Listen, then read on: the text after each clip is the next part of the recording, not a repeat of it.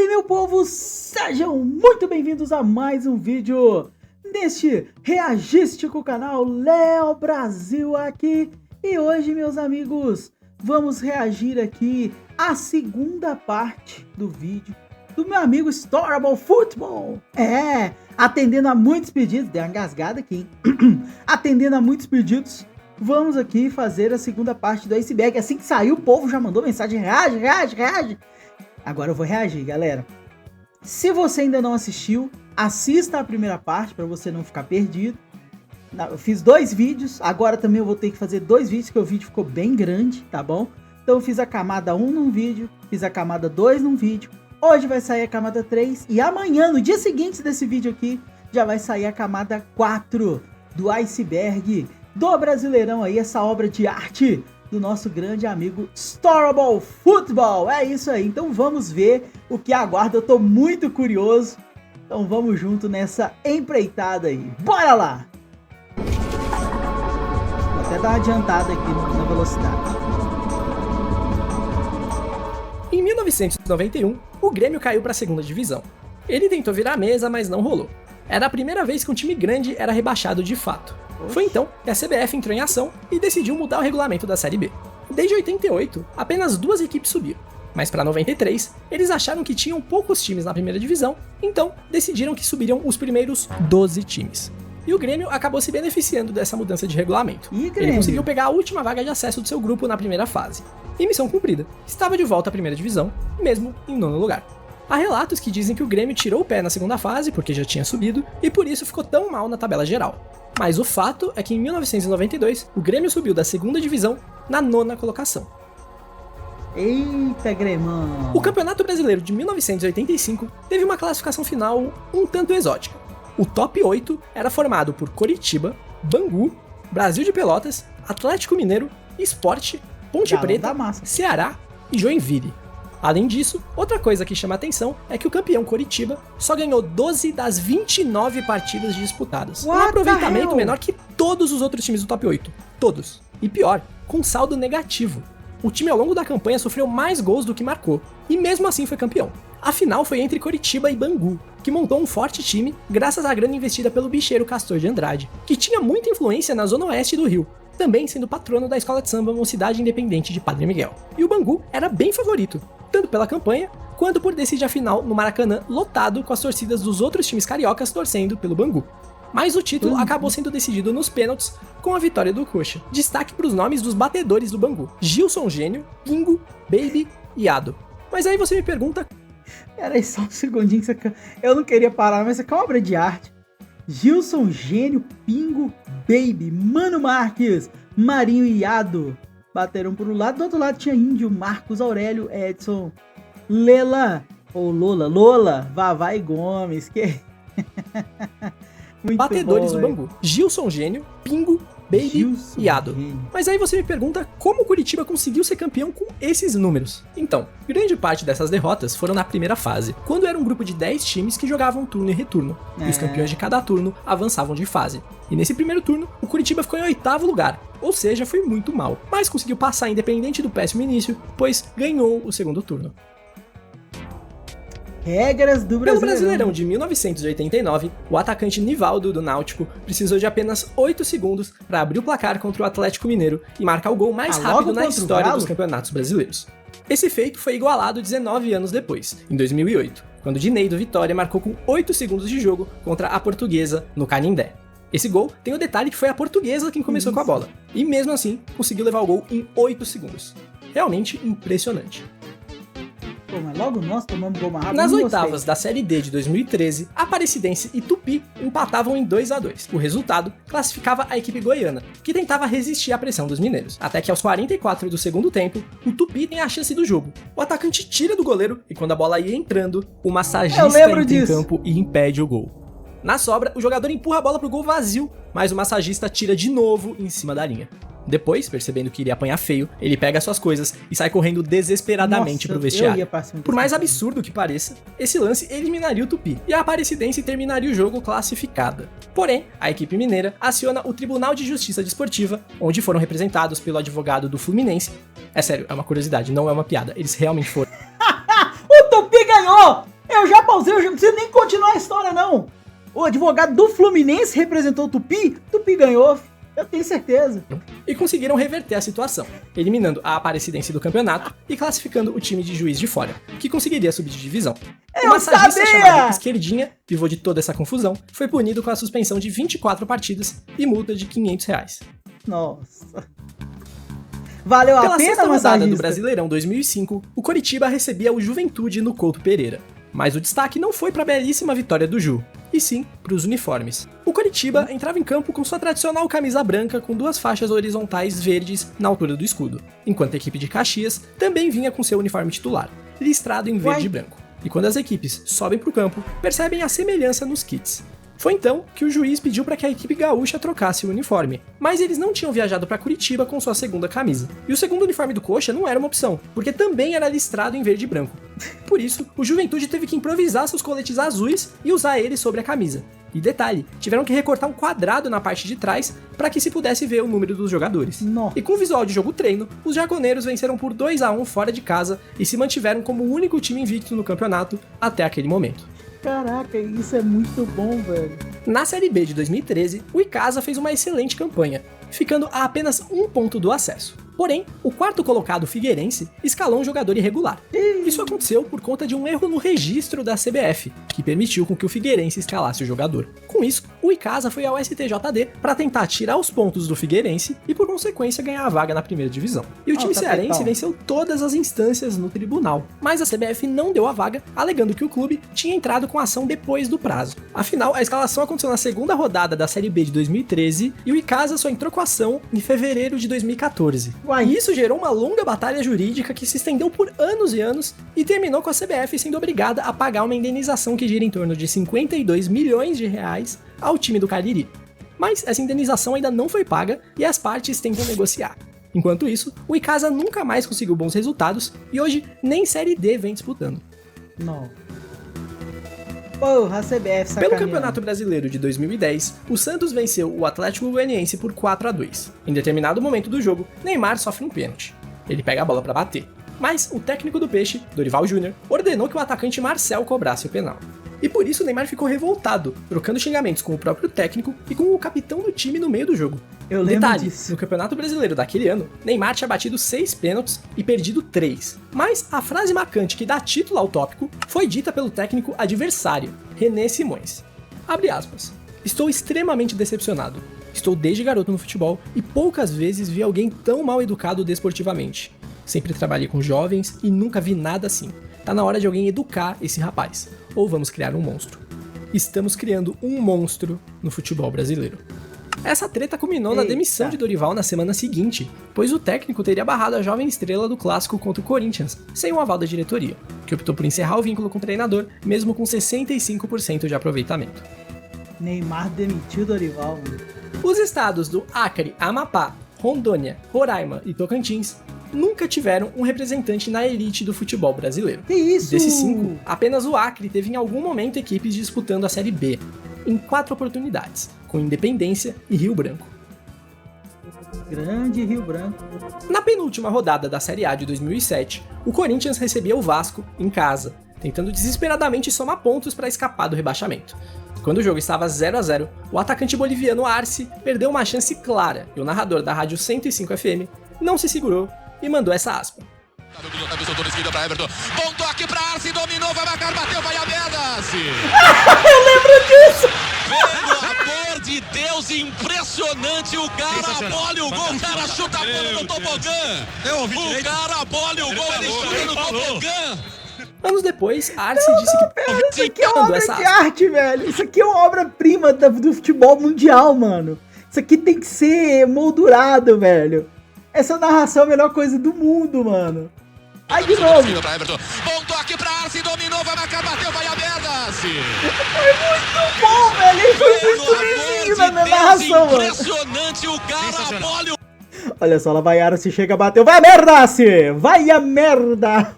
Muito bom, velho. Isso aqui é uma obra de arte. Isso aqui é pintura. O cara abole o gol, ele chuta no tobogã!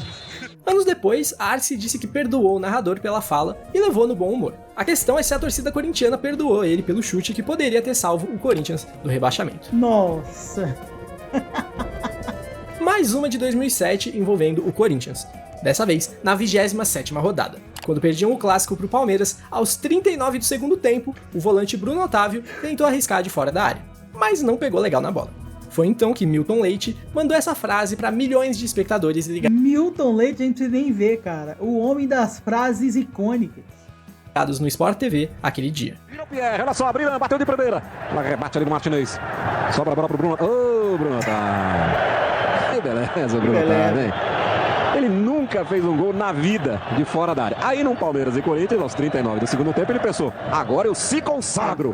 E pegou de tornozelo na bola. A bola saiu aqui perto da bandeirinha de escanteio. Em mais um momento patético de Bruno Otávio. Esse é mais um caso em que jogador e narrador se resolveram anos depois. Mano, muito bom. Na terceira rodada da Série D de 2024, o Brasiliense foi pro intervalo empatando com o Real Brasília em 0-0. Mas no vestiário, o técnico Paulo Roberto Santos recebeu críticas do presidente do clube, o que o deixou insatisfeito, pedindo demissão ali mesmo. Detalhe, era só a terceira partida dele no comando do clube. Por isso, o time do Jacaré foi comandado na segunda etapa pelo médico do clube. O resultado? Vitória por 2-1, com direito a nota no Twitter destacando a melhora no rendimento da equipe na segunda etapa. Em 1989, o Curitiba foi vítima de uma canetada da CBF. Basicamente, o clube estava punido e perdera o mando de campo, tendo que jogar contra o Santos em Juiz de Fora. Até aí, tudo bem. Eles estavam brigando por uma vaga na segunda fase com o Sport, que iria jogar contra o Vasco no dia 25, e o jogo contra o Santos fora marcado para o dia 22, ou seja, o Sport jogaria sabendo de quanto precisava vencer para avançar de fase. Mas aí, o Coxa conseguiu uma liminar no STJD para que os jogos fossem realizados na mesma data. Então, a equipe nem viajou para Juiz de Fora. Porém, no dia 22, a data do jogo antes da liminar, o Santos entra em campo e aguarda o juiz da WO. E no dia seguinte, a CBF derruba a liminar e pune o Curitiba com a exclusão do campeonato, rebaixamento para a terceira divisão e obriga o time paranaense a ressarcir o Santos e a prefeitura de Juiz de Fora em 400 mil cruzados novos. Simples assim. O Coxa tentou reverter a situação no tribunal, mas tudo que ele conseguiu foi abrandar um pouquinho a pena, sendo permitido a jogar a segunda divisão já em 1990. Ei, Coxa, caiu no... De 2011 a 2013, a Série C do Campeonato Brasileiro foi palco de diversas batalhas judiciais pelas vagas. Na edição de 2011, o Rio Branco já tinha se classificado para a próxima fase e jogado 3 jogos. Porém, a CBF decidiu excluí-lo da competição por infringir o artigo 231 do Código Brasileiro de Justiça Desportiva, que é basicamente entrar na justiça comum para reverter alguma ação da justiça desportiva sem que todas as instâncias tenham sido esgotadas. E o Rio Branco fez isso junto ao governo do Acre para tentar anular a interdição da Arena da Floresta, que era onde o clube mandava os jogos. Foi aí que entrou o 13, que tinha sido 5º colocado na Série D de 2011 e moveu ação na justiça pedindo a vaga do Rio Branco no ano seguinte. Daí entra o Araguaína, que tinha sido rebaixado no grupo do Rio Branco, alegando que se o Rio Branco fosse excluído, ele teria que cair no lugar do Araguaína e não subir mais um da Série D. Mas logo ele desistiu da ação com medo de represálias. No final das contas, para 2012, a Série C foi disputada com a presença do 13 e não do Rio Branco. Mas em 2013, a CBF entrou em acordo com os clubes e recolocou o Rio Branco na competição, junto do 13, fazendo com que a Série C tivesse 21 clubes. Afinal, subiram 4 da Série D, mais o Rio Branco, que não tinha disputado nada no ano anterior por causa do imbróglio judicial. Mas não para por aí. Naquela edição de 2013, o Betim, que era o Ipatinga, perdeu 6 pontos por causa de uma dívida de 2006 com o Nacional da Ilha da Madeira. Oxi. Detalhe, foi punido pela própria FIFA.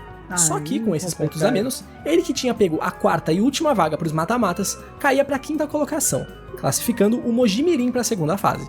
Por isso, o clube foi para a Justiça Comum tentar pegar os pontos de volta, cometendo mais uma infração, aquela mesma que deu toda a confusão com o Rio Branco 2 anos antes, por entrar na Justiça Comum. O que levou a CBF, logicamente, a excluir o time mineiro da competição. Mas o clube no tribunal conseguiu anular essa decisão e recuperar na justiça os pontos perdidos. Isso tudo algumas horas antes da partida de ida entre Mojimirim e Santa Cruz, já pelas quartas de final. E como a CBF não conseguiu derrubar essa liminar a tempo, o Betim voltava para a 4ª colocação e entrava no lugar do Mojimirim para jogar o mata-mata. Depois de finalmente ter sido eliminado no campo, o STJD excluiu o Betim da Série C e o rebaixou para a 4ª divisão por ter entrado na Justiça Comum antes de esgotadas as tentativas via Justiça Desportiva. E para não cair 6 clubes e sair de 21 para 19 participantes, a CBF decidiu salvar da forca um dos times que tinham sido rebaixados naquele grupo. E nessa, o Craque se manteve na 3ª divisão, mesmo com apenas 17 pontos conquistados. Nossa. Pro azar do Brasiliense, que estava no outro grupo e tinha feito 30, quase o dobro. E acabou sendo um dos 3 que caíram lá, por seu grupo com 11 times. E por mais que ele tenha jogado 2 jogos a mais, repare que ele ficou com apenas 1 ponto a menos do que o líder da outra chave. Que bagunça, Pela Série velho. C de 2016, Guarani e ABC se enfrentavam buscando uma vaga na final da competição. O jogo da ida foi uma goleada do ABC por 4-0, fora o baile. Todo mundo já dava o elefante na final, até porque ninguém reverte um 4-0, não é mesmo? E foi aí que o Guarani aplicou um sonoro 6-0 no jogo da volta. Que isso, moleque? 6-0, mano! Golaço, nossa senhora! Meu Deus do céu! O impossível aconteceu, meu Deus do céu! Você é louco, que golaço, mano! 23 de outubro de 2016, Deus vestiu a camisa do Guarani! A camisa Oh, nossa senhora! no céu! Deus foi bugrido nessa noite! O Bugre avançou para a final da competição, onde deu de frente com o Boa Esporte. E aí levou um sacode mesmo, não teve o que fazer, mas boa, pelo menos rapaz. subiu para a Série B como vice. Olha o boa! Vasco e Cruzeiro duelavam pela Série B de 2021, com transmissão da Globo. Vale lembrar que estávamos na reta final da pandemia. Portanto, a equipe de transmissão da Globo não estava no estádio, apenas os repórteres. O Vasco abre o placar no primeiro tempo, e poucos minutos antes do final da partida, amplia, 2-0. No lance seguinte, escanteio para o Cruzeiro e bola na rede, 2-1. Isso, pelo menos, é o que mostra o placar da Globo, porque ao marcar esse gol, os jogadores do Cruzeiro comemoram de maneira bem enfática, o que gera até um estranhamento ao narrador e o comentarista. Afinal, faltavam poucos segundos para acabar o jogo, e se eles quisessem buscar o empate, teriam que agilizar, pegar a bola e sair correndo pro meio do campo para dar a saída. Logo em seguida, o juiz apita o fim da partida, 2-1 pro Vasco, e apenas nesse momento o repórter chama 3 vezes pelo nome do narrador. Afinal, ele tinha uma informação importante a respeito do resultado final. O jogo não foi 2-1, e sim 1-1. O segundo gol do Vasco foi anulado, mas a equipe de imagem da Globo deu mole e não mostrou o VAR anulando nem nada. E logo depois que o jogo recomeçou, teve o ataque do Cruzeiro e o gol, que todos achavam ter sido gol de desconto, mas foi o de empate. E o repórter, que era o único que estava lá no estádio, também só foi tentar avisar depois do apito final. Eu imagino a quantidade de gente que viu o juiz apitar o fim do jogo, desligou a TV e só depois foi ficar sabendo que foi enganado pelo placar. Realmente, tem coisas que só acontecem com o Vasco. Eu lembro disso, velho. Esse é um time que teve uma ascensão meteórica e em 2009 chegou a disputar a 1ª divisão do Campeonato Brasileiro, com uma campanha muito digna, diga-se de passagem, terminando na 11ª colocação, o que levou o clube a disputar a Copa Sul-Americana e tendo o atacante Val Baiano brigando fortemente pela artilharia. O clube era basicamente bancado pela prefeitura de Barueri. 80% da receita do clube vinha de repasses. Ilegais, inclusive. Porém, a diretoria do clube brigou com o prefeito. Que isso, o que fez mano? o time perder o apoio e se mudar para Presidente Prudente, a mais de 500 quilômetros de distância. E dali em diante foi tudo por água abaixo. Já em 2010, foram rebaixados para B na Lanterninha. Uma queda tão brusca que em 2014 eles já tinham ido parar na Série D. Eles chegaram até a voltar para Barueri nesse meio tempo, mas não serviu de muita coisa. Hoje, o clube praticamente não existe mais. E é apenas uma lembrança de tempos passados. Eu lembro do Grêmio Barueri. Em 2019, durante o programa Jogo Sagrado, da extinta Fox Sports, que Deus a tenha, estava se discutindo a capacidade do Flamengo de Jorge Jesus disputar campeonatos com times europeus. Foi aí que o ex-jogador Carlos Alberto falou uma das frases mais incríveis da televisão brasileira. O nível do Flamengo hoje é muito bom, tá? Mas traz o Real Madrid. Vamos falar de nível técnico? Traz o Real Madrid pra jogar a Série B aqui. Eu afirmo com vocês que ele não ganha. Não tenho nada mais a adicionar. Em 2009, o Fluminense era lanterninha e os matemáticos apontavam que o clube tinha 99% de chance de cair para a 2ª divisão após somar 18 pontos em 24 rodadas. Porém, novamente, futebol não é uma ciência exata. O Fluminense brigou com a calculadora e ganhou. Conseguiu uma sequência de 11 jogos invicto ao final do campeonato e rebaixou o Coritiba no ano do centenário dele, dentro do Couto Pereira, gerando um quebra-quebra impressionante após o apito final. No ano de 2016, o Internacional lutava contra o rebaixamento. e na tentativa de se salvar, entrou na justiça desportiva como interessado no caso Vitor Ramos. Vitor era zagueiro do Vitória, e havia um processo iniciado pelo Bahia que alegava que ele estava inelegível para jogar o Brasileirão daquele ano pelo Vitória. Basicamente, Vitor Ramos era jogador do Monterrey e em 2015 atua pelo Palmeiras por empréstimo. Ao final de seu vínculo com o Alviverde, o Vitória fez um acordo pelo jogador para 2016. Mas a janela de transferências internacional já tinha fechado. Porém, a CBF considerou essa uma transferência nacional, uma vez que ele sequer voltou ao México e estava atuando pelo Palmeiras. Ao término do campeonato, o Internacional pedia que o Vitória perdesse os pontos das partidas em que o zagueiro atuou, salvando o Colorado da degola. Porém, o STJD não quis levar o pedido adiante, inclusive acusando o Inter de ter adulterado e-mails que seriam provas. Os gaúchos, revoltados com a decisão, chegaram a mandar o caso para a Suíça, no Tribunal Arbitral do Esporte, onde também não foi adiante. No final das contas, o Inter não teve o que fazer, a não ser aceitar a Série B. Pelo menos, ele foi inocentado da acusação de falsificação. Que isso, Inter? Tentando manipular. Por serem partidas de menor visibilidade, com jogadores que recebem pouco, se recebem, e com nível técnico duvidoso, a Série D se torna a mais vulnerável para a manipulação de resultados. Só em 2023, tivemos 13 jogos com suspeitas de manipulação. Infelizmente, isso já se tornou comum. Ainda mais com tantos jogos acontecendo no escuro, ou seja, sem transmissão. Em 2024, a PF deu início à Operação Jogo Limpo, para investigar a partida entre Inter de Limeira e Patrocinense. Segundo o relatório, foi descoberto que apostadores sabiam que a equipe visitante sofreria pelo menos 2 gols no primeiro tempo. E foi o que aconteceu. A primeira etapa terminou 3-0 para Inter, com um gol contra e vários lances bem bizarros. Inclusive, a maior goleada de uma partida de campeonato brasileiro, o 10-0 do Brasiliense sobre o Inter Porto, que a gente mencionou na primeira camada, também é uma partida suspeita de manipulação.